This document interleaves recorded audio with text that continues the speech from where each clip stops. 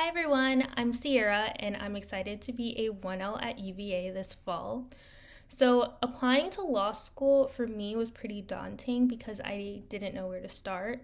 I didn't know anyone who had been to law school or who was applying, so I was really looking for some guidance on what was expected beyond grades and test scores. This is why I'm very grateful I found Sydney and Alice. I loved having their support and advice throughout the admissions process and the discipline and accountability that came with the boot camp. They were honest, thorough, and incredibly generous with their help and time. I messaged Alice constantly throughout the cycle, and she was always available to help. And Sydney was gracious enough to review an essay for me even after I had exhausted all of my hours. And I think beyond just helping me with my application, they helped me defeat imposter syndrome and really believe in myself, which definitely contributed to my success.